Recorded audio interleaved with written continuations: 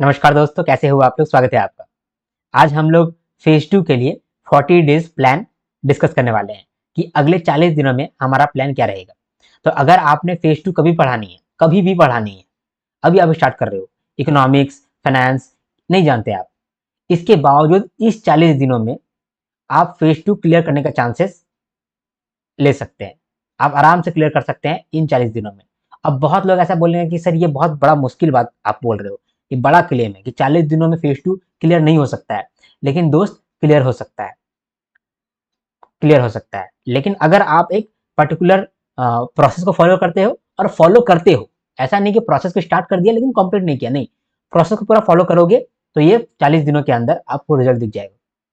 ठीक है, चलो अब हम लोग इस 40 दिनों में किस तरीके से आगे बढ़ेंगे उसके बारे में बात कर लेते हैं। सबसे पहले 40 दिन कहाँ से गिन रहे हैं, तो हम 26 तारीख से गिन रहे हैं। 26 अक्टूबर से हम स्टार्ट कर रहे हैं दिन गिनना और 4 दिसंबर तक गिन रहे हैं। हमारा एग्जाम 6 दिसंबर को है ना, 4 दिसंबर तक तो हम लोग पढ़ाई करेंगे। 5 दिसंबर को हम लोग थोड़ा सा रेस्ट ले लेंगे और 6 दिसंबर को एग्जामिनेशन में जाकर फोड़ के आएंगे। ठीक है, अब इस 6 दिसंबर को हम लोग को क्या क्या चीज करना है इसके बारे में हमको जानकारी होना चाहिए कि एग्जामिनेशन में हमको क्या क्या चीज परफॉर्म करके आना है।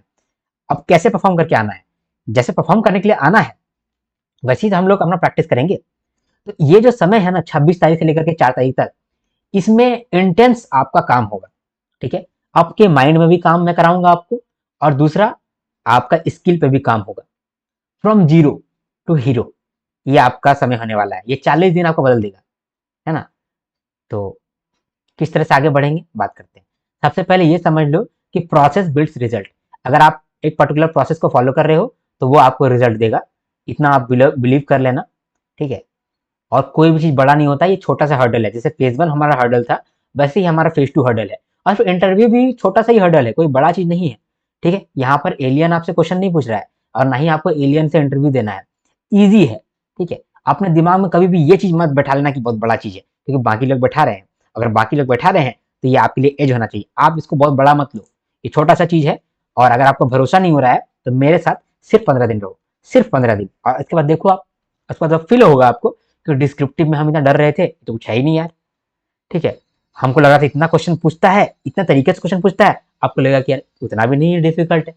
लेकिन आपको 10 दिन 15 दिन काम करना पड़ेगा डेडिकेटेडली मेरे साथ। अगर आप जीरो हैं, आपको कुछ भी नहीं मालूम है, फिर भी मैं बोल रहा हूँ 10-15 दिन मेरे साथ लग लो और अच्छे से पढ़ाई कर लो। 15 दिन के बाद आप ये बोलोगे कि फेज 2 उतना डिफिकल्ट नहीं है। ठीक है, और एग्जामिनेशन में भी आप अच्छा स्कोर करके आओगे। तो मालूम चल गया ना आपको। चलो ठीक है, 40 दिन का हमारा प्लान है, आगे बढ़ते हैं। अब फेज 2 के दिन हम लोग को कैसे परफॉर्म करना है इसके बारे में जानकारी लेना बहुत जरूरी है। तो पैटर्न क्या रहेगा फेज 2 का, यहाँ पर मैंने बताया है कि पैटर्न क्या रहता है। पेपर 1 ईएसआई रहता है। ठीक है, पेपर 2 इंग्लिश, पेपर 3 होता है आपका फाइनेंस एंड मैनेजमेंट। तीनों 100-100 नंबर का होता है। ठीक है, 100-100 नंबर का तीनों रहता है।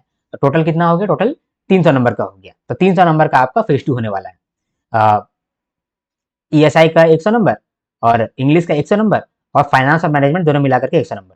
ठीक है, अब ये तीनों जो पेपर है, तीनों पेपर में आपका ऑब्जेक्टिव 50% रहेगा और सब्जेक्टिव 50% रहेगा। मतलब कि 50 नंबर का डिस्क्रिप्टिव क्वेश्चन जहां पर आपको टाइप करना पड़ेगा, और 50 नंबर का एमसीक्यू जो कि आपको टिक मार्क करना पड़ेगा। ठीक है, पेपर 2 में इंग्लिश है। इंग्लिश में क्या ही आपको एमसीक्यू देगा, तो उसमें आपको 3 क्वेश्चन को लिखना पड़ता है, टाइप करना पड़ता है। एक प्रेसी, एक आरसी और एसी।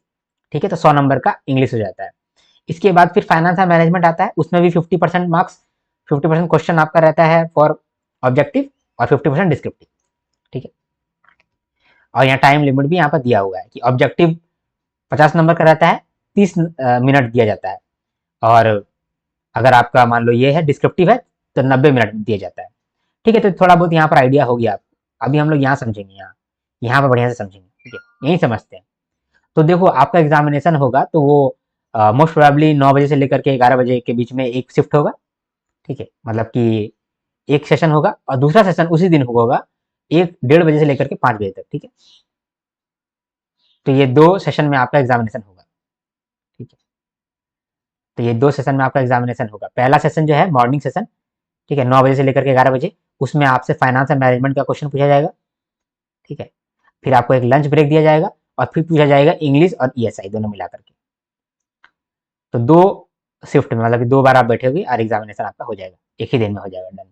ठीक है, पहला आधा घंटा, जैसे कि मान लो फाइनेंस मैनेजमेंट के लिए आप गए, तो 9 बजे आप एंट्री लिए, 9 बजे आपका एग्जामिनेशन चालू हुआ, 9:30 भी हो सकता है, 9:30 से 11:30 ऐसा भी हो सकता है, लेकिन रफली ये टाइमिंग रहेगा। तो पहला 30 मिनट आपको ऑब्जेक्टिव क्वेश्चन दिया जाएगा, मतलब वो डेस्कटॉप के अंदर ही ऑब्जेक्टिव क्वेश्चन आएगा। 20 क्वेश्चन मिलेंगे, उसमें से 2 मार्क्स ईच, मतलब कि 2-2 नंबर के 20 क्वेश्चन मिलेंगे, और 10 क्वेश्चन मिलेंगे 1-1 नंबर के, ठीक है। तो 20 क्वेश्चन मिलेंगे 2-2 नंबर के, और 10 क्वेश्चन मिलेंगे 1-1 नंबर के, ठीक है। तो 50 नंबर हो गए, तो 50 नंबर का आपको ऑब्जेक्टिव पूछेगा, एमसीक्यू बेस्ड। ईजी है ये, ठीक है, ये बहुत ईजी है। आपको 30 मिनट्स भी नहीं लगेगा, आपको कम ही समय लगेगा, ठीक है। इसमें तो आपको कुछ करना ही नहीं है, तो आप वार्म अप हो रहे हो, वार्म अप फटाफट टिक टिक मार रहे हो और निकल ले रहे हो, ठीक है। फिर 90 मिनट्स का सेशन तुरंत खुल जाएगा। जैसे ही आपका ये जो सेशन खत्म होगा ना, 30 मिनट का सेशन खत्म होगा, तो ये 90 मिनट्स का सेशन स्टार्ट हो जाएगा उसी डेस्कटॉप के अंदर।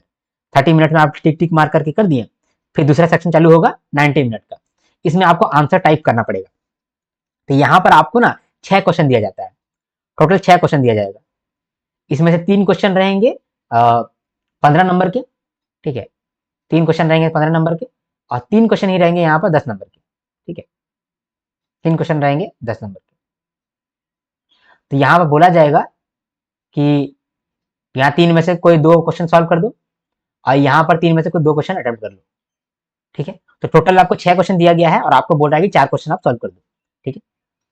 10 नंबर के जो क्वेश्चन होते हैं वहां पर आपको 400 वर्ड्स में लिखना पड़ता है, और जो बाकी का 15 नंबर वाले क्वेश्चन है वहां पर आपको 600 वर्ड्स में लिखना पड़ता है। तो एवरेज में देखा जाए तो आप 500 वर्ड्स लिखते हो, ठीक है, और 4 क्वेश्चन लिखते हो, ठीक। तो इतना मतलब समझ लिया कि क्या हो रहा है, ठीक। अभी सुनो, बहुत डिफिकल्ट नहीं है, अभी आपको लगेगा, देखो 2 क्वेश्चन आप सॉल्व करोगे 15 नंबर वाले, और 2 क्वेश्चन सॉल्व करोगे 10 नंबर वाले, ठीक है। इतना कर लोगे ना, तो आप मतलब एग्जाम के रिदम में आओगे कि चलो मैं एग्जाम दे रहा हूँ, चलो हो गया आपका। फिर आपको लंच ब्रेक मिलेगा, ठीक है। लंच ब्रेक मिलेगा, तो 2 घंटा का, 2.25 घंटा का, 2.5 घंटा का लंच ब्रेक होगा। फिर 1:30 बजे से लेकर के 5 बजे तक आपका सेकेंड सीटिंग चालू होगा, ठीक है। यहाँ पर पहला आधा घंटा फिर आपको वार्म अप किया जाएगा, बोला जाएगा ईएसआई का ऑब्जेक्टिव दे दो तुम सवाल, ठीक है। तो आप ईएसआई का ऑब्जेक्टिव आराम से टिक टिक मारते जाओगे। तो यहाँ पर 20 क्वेश्चन आपको मिलेंगे 2 मार्क्स ईच, और 10 क्वेश्चन आपको मिलेंगे 1 मार्क्स ईच, ठीक है। तो आप वार्म अप हो गए। फिर तुरंत ही आपका अगला सेक्शन खुलेगा आंसर राइटिंग का, ईएसआई आंसर राइटिंग का, ठीक है। अगला 90 मिनट में भी आप ईएसआई का आंसर राइटिंग करोगे।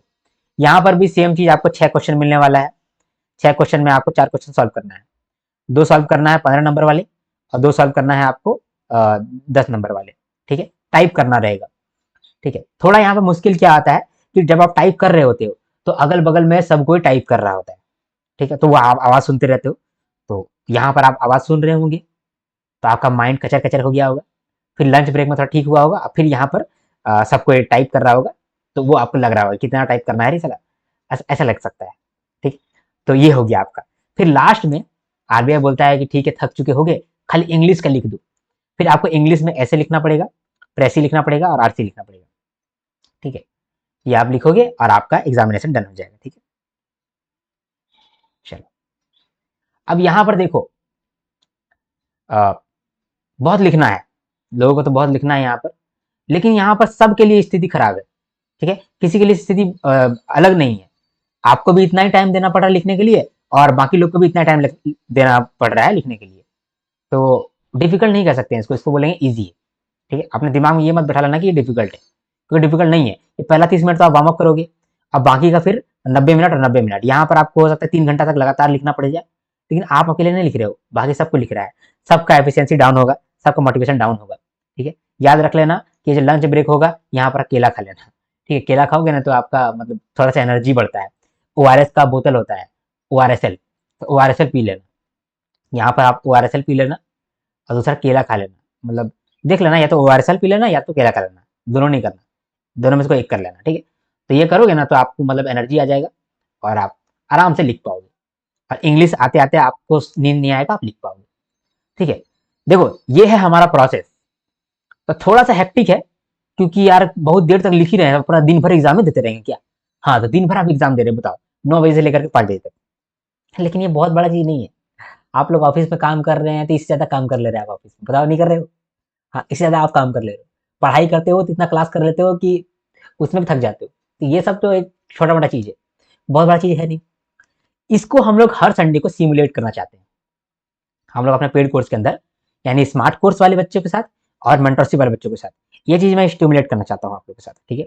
तो हर संडे, आपका हर संडे मेरे नाम होना चाहिए, ठीक है? मैं ये सब करवाऊँगा आपको हर संडे, ठीक है? ठीक है? पहला संडे, दूसरा संडे हो सकता है ना कराऊँ, लेकिन फिर बाकी के संडे मैं कराऊँगा, ठीक है? या फिर हो सकता है मैं पहला संडे भी करा दूँ, इसीलिए आप रिस्क नहीं लेना। टारगेट मैं दे दूँगा कि आपको क्या-क्या चीज़ कवर करना है और फिर मैं टेस्ट ले लूँगा ऐसा, ओके? तो इससे क्या होगा कि ये जो एग्ज़ामिनेशन का फ़ील है, ये आपको आ सकेगा, ठीक है? ऐसे तो बहुत बड़ा चीज़ नहीं है, लेकिन फिर भी अगर आप मान लो कि पहले से सिमुलेट कर लोगे ना, तो थोड़ा-सा आसान हो जाएगा, ठीक है? क्योंकि देखो, जो नए रहते हैं ना, जो नए-नए विद्यार्थी हैं, उनको आंसर को फ्रेम करने में थोड़ा-सा प्रॉब्लम होता है कि पहले क्या लिखेंगे, बाद में क्या लिखेंगे, बाद में क्या लिखेंगे, फिर डेटा को कहाँ डालेंगे। तो थोड़ा-सा आपको फ्रेमिंग में थोड़ा-सा प्रॉब्लम आ सकता है, तो वो चीज़, कोई भी प्रॉब्लम आ सकता है, पहले ही देख लिया जाएगा ना, वो आपके लिए अच्छा रहेगा। और जो मान लो कि पेड कोर्स के अंदर नहीं है, वो ये चीज़ खुद से स्टिमुलेट करें, ठीक है? वो ये चीज़ खुद से स्टिमुलेट करने की कोशिश करें, ठीक बा? चलो, तो ये हमारा पैटर्न था, हम समझ गए। तो इसमें हम लोग को क्या-क्या करना पड़ेगा? क्योंकि ये चीज़ हम लोग को एग्ज़ामिनेशन में जाकर परफ़ॉर्म करना है। इसमें कुछ-कुछ चीज़ चाहिए, एक तो एनर्जी चाहिए, ठीक है? एक बार प्रैक्टिस चाहिए कि दिन में हम लोग दिन भर ये काम कर रहे हैं, इतना प्रैक्टिस चाहिए। मैक्सिमम लोगों का होता है, लेकिन कुछ लोगों का ये चीज़ नहीं रहता है। कुछ लोगों का इतना एंड्योरेंस नहीं है कि वो सुबह से लेकर के शाम तक पढ़ाई कर पाएँ। कुछ लोगों का ऐसा होता है। लेकिन तो वो लोग को थोड़ा-सा और एनर्जी पे काम करना चाहिए, प्रैक्टिस पे काम करना चाहिए। मैं संडे के सेशन को आप छोड़ना नहीं। मैं दिन भर आपके लिए बैठा रहूँगा संडे को, टेस्ट लेता रहूँगा, ठीक है? तो एनर्जी हो गया, प्रैक्टिस हो गया। दूसरा, ये तो हो गया कि क्या-क्या चीज़ चाहिए। अब ये समझो कि क्या-क्या पढ़ाई करना है हम लोग को। तो हम लोग को फाइनेंस में और मैनेजमेंट में और ईएसआई में, इन तीनों का डिस्क्रिप्टिव रेडी करना है ना? डिस्क्रिप्टिव रेडी करना है और इन सब का ऑब्जेक्टिव पार्ट भी रेडी करना है। ऑब्जेक्टिव पार्ट बहुत बड़ा चीज़ नहीं है। अगर आपका डिस्क्रिप्टिव पार्ट आप कर पा रहे हो, तो ऑटोमेटिकली ऑब्जेक्टिव पार्ट भी आपका हो जा रहा है, ठीक है? ठीक है। यही समझ लेना आप। अगर आप डिस्क्रिप्टिव पार्ट के लिए तैयारी कर रहे हो, तो ऑब्जेक्टिव पार्ट भी आपका ऑलरेडी हो रहा है। अब डिस्क्रिप्टिव पार्ट में भी करंट अफेयर्स होता है और नॉर्मल स्टैटिक होता है। ऑब्जेक्टिव पार्ट में भी करंट अफेयर्स होता है और स्टैटिक होता है। तो करंट अफेयर्स किस तरह से कवर करेंगे? तो करंट अफेयर्स जो है, वो थोड़ा दिन बाद स्टार्ट करेंगे। पहले डिस्क्रिप्टिव में एक बेस बना लेंगे, उसके बाद फिर स्टैटिक पोर्शन में जाएंगे। तो कहने का मतलब, इतना सारा काम हम लोग को करना था, है ना? फाइनेंस मैनेजमेंट ईएसआई में इतना काम करना था, और इंग्लिश भी है ना, इंग्लिश इंग्लिश में हम लोग को प्रैक्टिस करना है, ठीक है? थक हार करके इंग्लिश में प्रैक्टिस करना है। इंग्लिश में क्या चीज़ प्रैक्टिस करना है? सिर्फ 3 चीज़ प्रैक्टिस करना है। एक ऐसे हो गया, यहाँ पर ऑब्जेक्टिव का तो, हाँ, तो यहाँ पर ऐसे एक करना है हम लोग को, दूसरा प्रेसी करना है, तीसरा आरसी करना है। 3 ही चीज़ तो करना है। भाई हमारा काम इतना ही है। यहाँ पे मैंने कितना चीज़ लिखा है? 1, 2, 3, 4, 5, 6, 6 काम है हमारे। ये 6 काम करना है हम लोग को। 40 दिन में 6 काम अगर बढ़िया से हो गया, अच्छे से कर लिए हम लोग, तो हमारा काम बन गया। फाइनेंस मैनेजमेंट ईएसआई, सारा डिस्क्रिप्टिव पोर्शन डन हो गया अगर, और सारा ऑब्जेक्टिव पोर्शन भी डन हो गया। साथ में जो करंट अफेयर चल रहा है, वो करंट अफेयर्स को भी हम लोग कर लिए, ठीक है? दूसरा, इंग्लिश का ऐसे, प्रेसी और आरसी में थोड़ा कमांड कर लिए, ठीक है? और ये टेस्ट दे दिए, 2-3 बार टेस्ट दे दिए। इसके बाद आपका प्रिपरेशन 100% हो गया। ये क्या बहुत डिफिकल्ट था क्या? डिफिकल्ट नहीं है ये, बिल्कुल भी डिफिकल्ट नहीं है, ठीक है? आपने दिमाग को एकदम अलाउ नहीं करना कि कोई बोल रहा है डिफिकल्ट है और आप मान रहे हो कि हाँ डिफिकल्ट है ही नहीं, ठीक है? हम पे तो हो ही ना, ऐसे ऐसे बोलते हैं ना, डिफिकल्टी नहीं है। चलो, ये हो गया हमारा। ये समझे हम लोग कि पैटर्न क्या है फेज टू का। हाँ, बहुत लोगों को ऐसा फील होता है कि सर यहाँ पर भी नेगेटिव मार्किंग होता है क्या? तो यहाँ पर देख लेते हैं नेगेटिव मार्किंग क्या है और सेक्शनल टाइमिंग क्या है। नेगेटिव मार्किंग देखो, जो ऑब्जेक्टिव पेपर होता है ईएसआई और एफएम के अंदर, वहां पर नेगेटिव मार्किंग होता है। 1 मार्क का क्वेश्चन रहेगा तो 0.25 मार्क्स आपका कटता है रॉन्ग करने पे, और अगर 2 मार्क क्वेश्चन आप गलत किए हैं, 0.50 मार्क्स कटेगा आपका, ठीक है? तो ये है आपका नेगेटिव मार्किंग। ऑब्जेक्टिव पार्ट में होता है सर, डिस्क्रिप्टिव पार्ट में क्या ही आपसे नेगेटिव मार्किंग करेगा, है ना। तो डिस्क्रिप्टिव पेपर में कोई नहीं होता है, ये नेगेटिव मार्किंग नहीं होता है, ऑब्जेक्टिव पेपर में होता है। क्योंकि जो 30 मिनट के लिए आपका खुलता है ना ऑब्जेक्टिव पेपर, तो वहां पर आप मान लो कि अंधाधुंध सब कुछ गलत गलत कर दिए, तो इसीलिए आपसे थोड़ा सा वो लीवे लेके चलता है और आपका थोड़ा सा नेगेटिव मार्किंग करता है। ठीक है, सिर्फ ऑब्जेक्टिव पेपर में आपका होगा नेगेटिव मार्किंग बस। टाइमिंग क्या रहता है, सेक्शनल टाइमिंग। सेक्शनल टाइमिंग तो हम लोग जानते हैं, ऑब्जेक्टिव सेक्शन आएगा तो 30 मिनट मिलेगा, डिस्क्रिप्टिव सेक्शन आएगा तो 90 मिनट मिलेगा। Same goes with both subject. और इंग्लिश में कोई सेक्शनल टाइमिंग नहीं रहता है, इंग्लिश का तो एक ही सेक्शन है, उसके अंदर सब लिखो बस छुट्टी, है ना। ये इजी है, डिफिकल्ट नहीं है। ठीक है, चलो आगे बढ़ते हैं। अब देखते हैं what is required to do, हम लोग को करना क्या है। पहला 15 दिन, दूसरा 15 दिन और तीसरा 10 दिन। इसमें हम लोग को क्या करना है, ठीक है, और कैसे करना है, दोनों बात बहुत बहुत इंपॉर्टेंट है। क्या करना है और कैसे करना है, ठीक है। चलो, व्हाट शुड बी डन। पहला 15 दिन क्या करना है, 5 दिन के अंदर फाइनेंस खत्म कर दो, अगला 5 दिन के अंदर मैनेजमेंट खत्म कर दो विथ एथिक्स, और 5 दिन के अंदर ईएसआई खत्म कर दो। सर कैसे करेंगे, अगर नोट्स बनाया हुआ है तो नोट्स रट लो, ठीक है, बार बार देखो। और अगर नोट्स नहीं बनाया हुआ है तो मेरा वन शॉट वीडियो देख लो। मेरा जो वन शॉट वीडियो है उसके अंदर मैंने सब कुछ कवर करा दिया है, और साथ में मेरा पीडीएफ रीड कर लेना, उससे आपका काम बन जाएगा। अगर आप वर्किंग स्टूडेंट हो तो, और अगर आप वर्किंग स्टूडेंट नहीं है, आपके पास समय है, ठीक है, दिन में आपको समय मिल जाता है, तो एक काम करो, मेरा फुल वीडियोस देखना, फाइनेंस का फुल वीडियोस देखना कोशिश करना, और मैनेजमेंट का फुल वीडियो देखना। मैनेजमेंट का फुल वीडियो तो देखना ही देखना, ठीक है, विथ एथिक्स। इसमें क्या होगा ना, आपको चीज रिटेन करने में आसानी होगा, आपका स्टैटिक पोर्शन इजीली कंप्लीट हो जाएगा। तो कोशिश जरूर करना कि आप 5 डेज में मैनेजमेंट कंप्लीट करो। 5 से 6 दिन में लगेगा आपका, लेकिन कंप्लीट हो जाएगा। 5 दिन ईएसआई, ठीक है, ईएसआई जल्दी खत्म हो जाएगा आपका, ठीक है। 5 दिन ईएसआई नहीं लगेगा आपको, 3 दिन ईएसआई में लगेगा। फाइनेंस में अगर आपका ऑलरेडी पढ़ा हुआ है तो मेरा स्मार्ट चार्ट पढ़ लेना, और 5 दिन का मैनेजमेंट मेरा फुल लेक्चर देखना, फुल लेक्चर, ठीक है। अगर आप वर्किंग नहीं हो, और वर्किंग हो, कम समय मिलता है, तो उस केस में आप क्या करना, वन शॉट वीडियो देख लेना। मेरा तीनों चैप्टर का, तीनों सब्जेक्ट का मेरा वन शॉट वीडियो है, ठीक है। ईएसआई का जो वन शॉट वीडियो है, ये सिर्फ पेड स्टूडेंट्स के पास है, ठीक है, पेड स्टूडेंट्स के पास है ईएसआई का जो वन शॉट है, और बाकी जो 2 वन शॉट है वो मैंने डाला हुआ है, ठीक है। ईएसआई का और एथिक्स का, ये दोनों का वन शॉट पेड है, अदरवाइज फाइनेंस का और मैनेजमेंट का मैंने डाल रखा है, तो वहां से आप कंप्लीट कर लेना, ठीक है। तो इस तरह से आप कंप्लीट करोगे। और अगर आप पेड स्टूडेंट में नहीं आते हैं, मतलब कि आप फ्री स्टूडेंट्स में है, तो उस केस में आप क्या करना, आपने कहीं ना कहीं नोट्स बनाया होगा, ठीक है। तो जहां पर भी नोट्स बनाया है उसको मल्टीपल टाइम्स आप देख लो, वो आपका काम देगा, ठीक है। और अगर नोट्स नहीं बनाए हो, तो जहां पर भी आप कोचिंग कर रहे हो, तो वहां पर वो लोग मैराथन लेकर के आएंगे, रिवीजन करवाएंगे, तो वो रिवीजन कर लेना, ठीक है। तो इस तरह से आपका पहला 15 दिन के अंदर कंप्लीट हो जाना चाहिए स्टैटिक पोर्शन, ठीक है। कैसे करेंगे सर, रिवाइज करो या स्टडी करो, ठीक है। अगर आपका नोट्स बना हुआ है तो रिवाइज करो, पीडीएफ रीड कर लो, और अगर आप कभी पढ़े ही नहीं है, शुरुआत कर रहे हैं, तो फिर आप मेरा फुल लेक्चर्स देखो। और अगर आप वर्किंग नहीं है, घर में बैठे रहते हैं, ठीक है, आपके पास समय है, तो आप फिर भी पूरा वीडियो देखोगे, क्योंकि पूरा वीडियो में आपका रिटेंशन बहुत बढ़ जाएगा, बहुत रिटेंशन बढ़ जाएगा, मैं बोल रहा हूँ। मैंने जिस तरह से पढ़ाया है वैसे आप चीज भूलोगे नहीं, ठीक है। जो लोग भी मेरा पेड कोर्स के अंदर नहीं है, तो वो लोग प्लेलिस्ट में जाकर के देख सकते हैं कि मैंने कैसे पढ़ाया है, और कुछ सब्जेक्ट्स, कुछ चैप्टर वहां से कर भी सकते हैं, ठीक है। तो रिवीजन और स्टडी।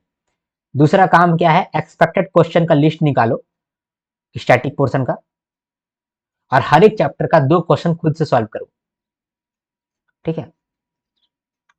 अब जो मेरे पेड स्टूडेंट नहीं है उनके लिए मैं बोल रहा हूं कि एक्सपेक्टेड क्वेश्चन मतलब कि जो भी आपको सिलेबस दिया गया है, वो सिलेबस पकड़ो, और वहां से सिलेबस टैग निकालो, और सारा सिलेबस टैग से एक क्वेश्चन बना लो, ठीक है। एक क्वेश्चन बना लो, रैंडम सा कोई सा भी क्वेश्चन बना लो, हर एक सिलेबस टैग से, ठीक है। जैसे मान लो अर्बनाइजेशन लिखा हुआ है, तो वहां पर आप इसका क्वेश्चन खुद से बना लो। Question, what is urbanization, what is the significance of urbanization, what are the challenges of urbanization, ठीक है, what are the opportunities of urbanization. खुद से क्वेश्चन बना लो और उसका आप आंसर करो, ठीक है। मैंने क्या किया हुआ है अपने पेड स्टूडेंट्स के लिए, 140 एक्सपेक्टेड क्वेश्चन का लिस्ट दिया हुआ है। अब धीरे धीरे मैं उसका आंसर्स भी दे रहा हूँ, ठीक है, मॉडल आंसर, जिससे आपको मालूम चलेगा कि एग्जामिनेशन में आपको किस तरह से लिखना होता है।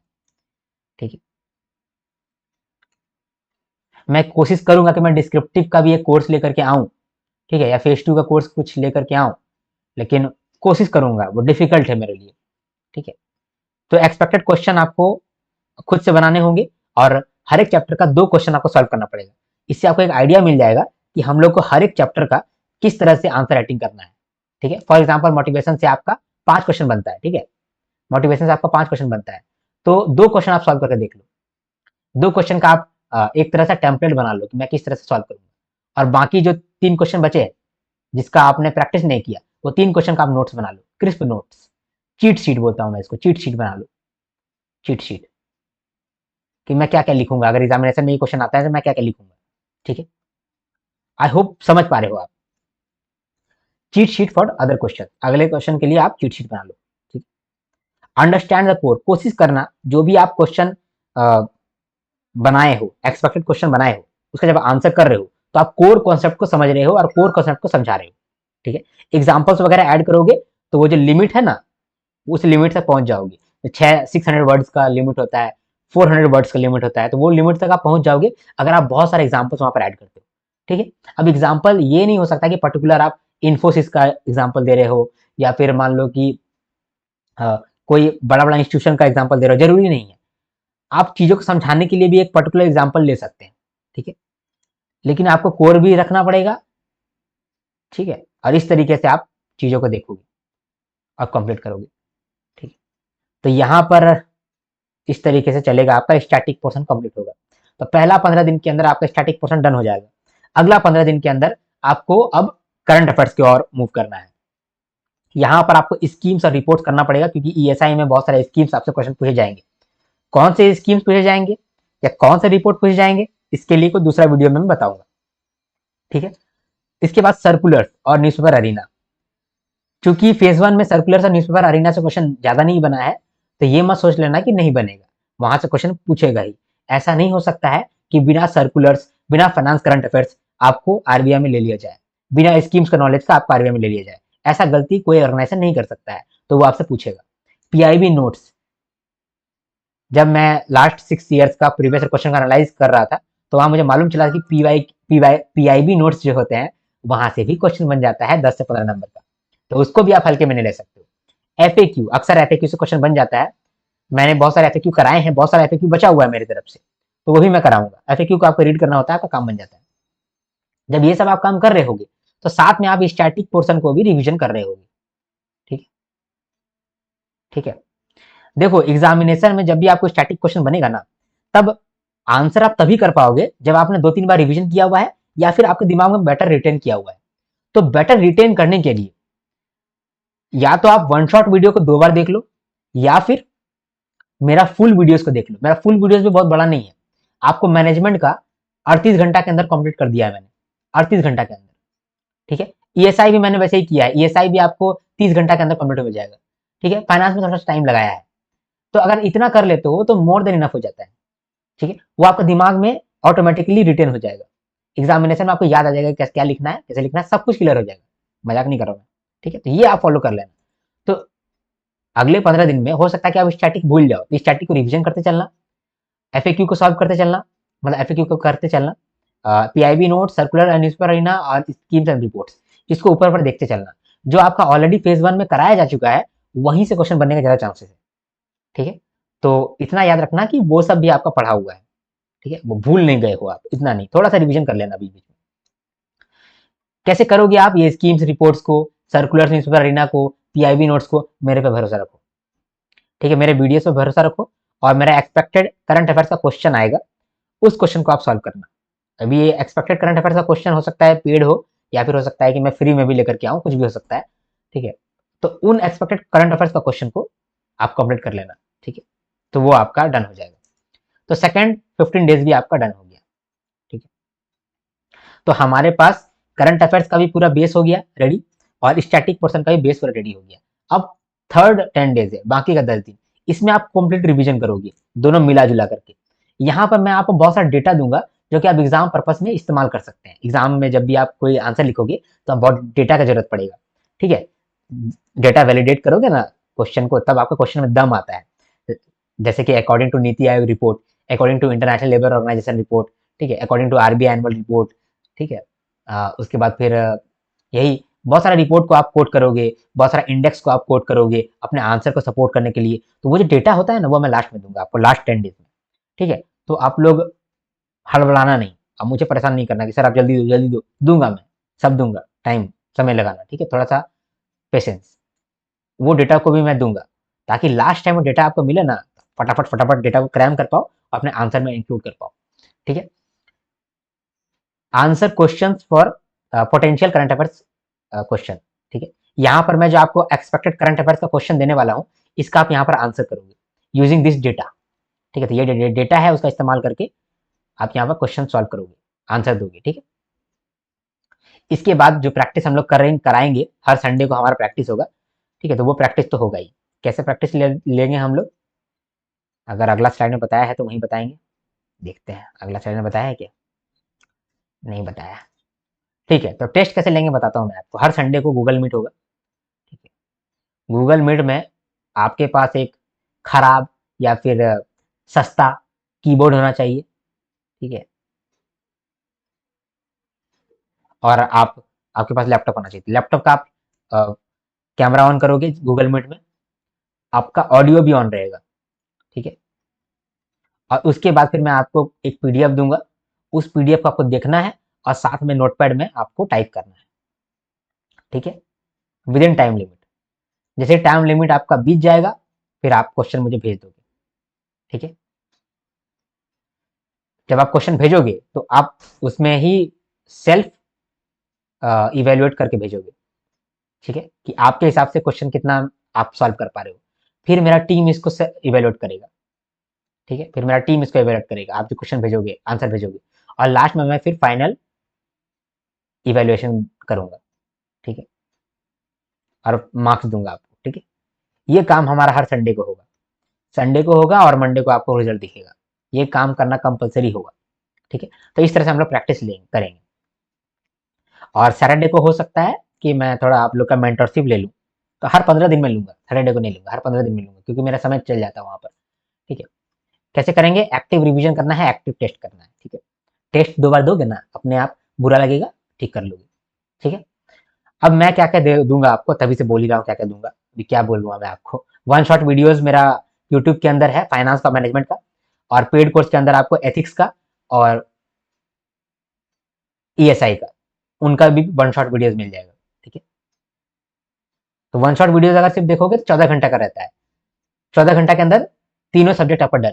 तो अगर आप मान लो कि वर्किंग हो, तो 14 घंटा आप वन शॉट वीडियो देख लोगे, ठीक है। और अदरवाइज आप फुल वीडियो देखोगे। देखो जो 14 घंटा है ना, यहाँ पर मैंने कुछ भी हंसी मजाक नहीं किया है, सिर्फ कंटेंट का बात किया है, सिर्फ कंटेंट बका हूँ। तो कंटेंट बकने से ना आप समझ तो जाओगे, लेकिन रिटेन करना मुश्किल हो जाता है। पहली बार ही पढ़ रहे हो या दूसरी बार पढ़ रहे हो, तो कंटेंट रिटेन करना मुश्किल हो जाता है। लेकिन जब आप मेरा फुल वीडियोस देखोगे ना, तो आप कंटेंट को रिटेन कर लोगे। मेरा फुल कंटेंट देखो आप 2x पे, फटाफट फटाफट आपका सब कुछ रिवाइज हो जाएगा और रिटेन हो जाएगा सब कुछ, ठीक। क्रिस्प नोट्स आपको मिल जाता है, मैं आपको प्रोवाइड कर देता हूँ क्रिस्प नोट्स। तो मेरा जो क्रिस्प नोट्स है वही इनफ है, आपको अलग से नोट्स बनाने का दरकार नहीं है। एक्सपेक्टेड 130 क्वेश्चन मैं आपको दे रहा हूँ स्टैटिक के, और एक्सपेक्टेड 50 क्वेश्चन आपको मिलेंगे करंट अफेयर्स के, ठीक। इतना पास होने के लिए इनफ रहेगा according to my analysis and according to me. फिर गूगल मीट में आपका टेस्ट होगा वीकली, और गाइडेंस भी मैं देना चाहूंगा आप लोग को वीकली, ठीक है। ये हमारा 2 कोर्स में ये चीज़ होने वाला है, मेंटरशिप वाले कोर्स में और स्मार्ट कोर्स में, ये दोनों वाला चीज़ में होने वाला है। ये जो पीडीएफ कोर्स है उसके अंदर मैं पीडीएफ आप लोग को प्रोवाइड कर दूंगा, ठीक है। किस चीज़ का पीडीएफ प्रोवाइड कर दूंगा, अ, किस चीज़ का पीडीएफ प्रोवाइड कर दूंगा मैं, अच्छा ये जो है एक्सपेक्टेड 130 क्वेश्चन और expected 50 question of current affairs, इसको मैं आपको प्रोवाइड कर दूंगा, और इसका जो भी आंसर्स बनेगा वो भी मैं आपको प्रोवाइड कर दूंगा, ठीक है। अगर आपको मेरे कोर्स के अंदर इनरोलमेंट लेना है, तो आप मेरे टीम को व्हाट्सएप कर सकते हो, व्हाट्सएप ही करना, ठीक है। व्हाट्सएप है 8340613896, इस नंबर पर व्हाट्सएप करना मेरे टीम को डिटेल के लिए, कैसे इनरोल करना है या क्या करना है। और ऐप को भी डाउनलोड कर सकते हो आप, ठीक है। तो ऐप का नाम है आर्यन ग्रेड, ठीक है। तो आई होप आपको बेटर आइडिया मिला कि आपको क्या करना है, कैसे करना है आगे में। यहाँ पर ही आपका जो मेन चीज़ है, इसको आप स्क्रीनशॉट लेकर के रख लो, ठीक है। तो पहला 15 दिन में क्या करना है, अगला 15 दिन में क्या करना है, और लास्ट 10 दिन में क्या करना है। ठीक है। हाँ, चलो ये हो गया। और पैटर्न क्या रहेगा उसको भी आप यहाँ पर स्क्रीनशॉट ले लो। ऐसे ही अच्छा लग रहा है, स्क्रीनशॉट ले लो आप। ठीक है। चलो, वीडियो को लाइक करना अगर आप लाइक कर सकते हो तो, क्योंकि आपका एक लाइक से मेरा वीडियो क्रेडिबिलिटी हाई होता है। और कमेंट करोगे तो मुझे बहुत अच्छा लगता है, क्योंकि आपका एक एक कमेंट जो है मैं देखते रहता हूँ। जो अच्छा अच्छा कमेंट होता है ना, उसको मैं हर्ट नहीं देता हूँ जल्दी, क्योंकि जल्दी हर्ट दूंगा ना तो वो मेरा डैशबोर्ड से अलग हो जाता है। तो मैं उसको देखते रहता हूँ, कम से कम 2 दिन देखता हूँ आपका अच्छा अच्छा कमेंट। और बहुत अच्छा अच्छा लगता है मुझे जब कोई बहुत बड़ा बड़ा कमेंट लिखता है, तो बहुत अच्छा लगता है मुझे, बहुत ज़्यादा ही अच्छा लगता है, मैं क्या बोलूँ। ठीक है। और शेयर कर सकते हो तो करना। पता नहीं शेयर करने से क्या होता है, लेकिन शेयर करोगे तो शेयरिंग इज केयरिंग, तो शेयर कर सकते हो। और वीडियो को सेव करके रखना, क्योंकि ये जो 40 दिन स्टार्ट होने वाला है 26 अक्टूबर को चालू होने वाला है। ठीक है। 25 अक्टूबर को मेरा बर्थडे है, उस दिन मैं थोड़ा ब्रेक लेना चाहता हूँ। ठीक है। 26 तारीख से आपको मिल जाएगा, कंटेंट चालू हो जाएगा हमारा। और 40 दिन में फोड़ के रख देंगे। ठीक है। चलो अब हम लोग मिलेंगे नेक्स्ट वीडियो में, तब तक के लिए हर हर महादेव, शंभू शंकर, जय हिंद जय भारत।